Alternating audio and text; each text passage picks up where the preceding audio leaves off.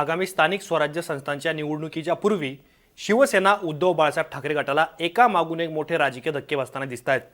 माजी आमदार राजन साळवी असतील किंवा राज्यातल्या अनेक शहरांमधील माजी नगरसेवक, पदाधिकारी आणि कार्यकर्त्यांनी एकनाथ शिंदेंच्या सत्ताधारी शिवसेनेमध्ये प्रवेश करायला सुरुवात केली आहे। म्हणूनच की काय, आता उद्धव ठाकरेंचं टेन्शन वाढलेलं आहे आणि त्याच पार्श्वभूमीवरती काल दुपारी संजय राऊत यांच्या अध्यक्षतेखाली पक्षातल्या शीर्ष नेत्यांनी किंवा ज्येष्ठ नेत्यांची एक बैठक पार पडली आणि या बैठकीमध्ये आगामी काळात नेत्यांची गळती रोखण्यासाठीचा एक रोड मॅप तयार करण्यात आला, डॅमेज कंट्रोल तयार करण्यात आलेला आहे आणि याच माध्यमातून आता उद्धव ठाकरे हे सुद्धा आपल्या पक्षाच्या संघटनाला बळ देणार आहेत आणि जे नेते जाणार आहेत किंवा जाण्याची शक्यता आहेत की जे नेते पक्षांतर करू शकतात अशा नेत्यांच्या पक्षांतराला लगाम घालण्यासाठी काही महत्त्वाचे निर्णय घेण्यात आलेले आहेत। त्याच निर्णयांबद्दल आपल्याला आज बोलायचं आहे। नमस्कार, मी आतिक आणि तुम्ही पाहताय मुंबई तक।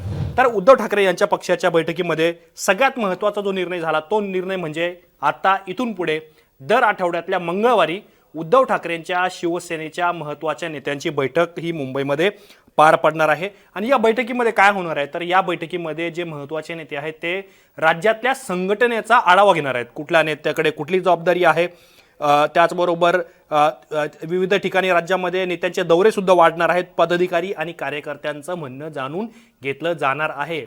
त्यामुळं पक्षामध्ये समन्वय राखण्याचा आणि संघटनेला मजबूत करण्याचा किंवा संघटनेला बळ देण्याचा जो भर आहे तो उद्धव ठाकरे यांच्या पक्षाकडून देण्यात आलेला आपल्याला दिसतोय।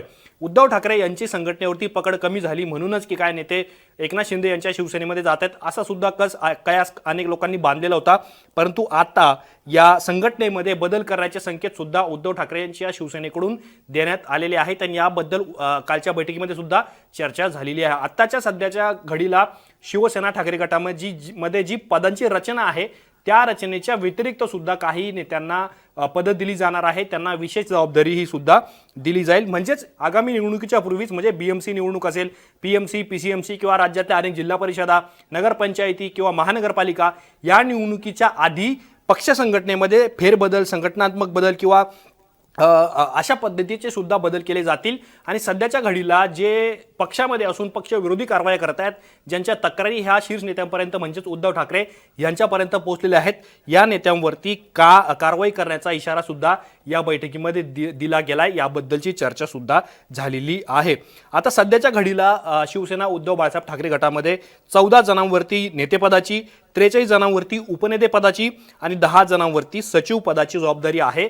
त्यामुळं हे जे महत्त्वाचे नेते आहेत या सर्व महत्त्वाच्या नेत्यांची दर आठवड्याला बैठक होईल। आता या बैठकीमध्ये कोण असतील तर सगळ्यात पहिलं सुभाष देसाई असतील, दिवाकर राऊत असतील, आदित्य ठाकरे असतील जे आमदार आहेत, अनंत गीते असतील, संजय राऊत असतील, चंद्रकांत खैरे असतील, भास्कर जाधव असतील, विनायक राऊत असतील, अनिल देसाई असतील, अनिल परब असतील, अरविंद सावंत असतील, अंबादास दानवे असतील, सुनील प्रभू असतील आणि ठाण्याचे पराभूत उमेदवार राजन विचारे असतील। त्याच्यामुळं हे जे कोर ग्रुप आहे किंवा एक प्रकारचे आपण शिवसेना उद्धव बाळासाहेब ठाकरे गटाची जी कोर कमिटी आहे या कमिटीची बैठक इथून पुढे दर मंगळवारी होईल आणि दर मंगळवारी पक्ष संघटनेचा आढावा घेतला जाईल, फेरबदलाचे विचार केले जाईल आणि त्याचबरोबर जे नाराज नेते आहेत, पदाधिकारी आहेत, कार्यकर्ते आहेत त्यांच्याशी चर्चा करून कुठेतरी त्यांना पक्षातच राहण्याबद्दलचा सुद्धा त्यांना आग्रह करण्यात येईल किंवा त्यांना आगामी ज्या बीएमसीचे इलेक्शन्स आहेत किंवा स्थानिक स्वराज्य संस्थांच्या महाराष्ट्राच्या राज्याच्या अनेक ठिकाणी निवडणुका ज्या होणार आहेत या निवडणुकांमध्ये अकोमोडेट केलं जाईल का याबद्दलची सुद्धा चर्चा आता राजकीय वर्तुळामध्ये रंगलेली आहे। तुम्हाला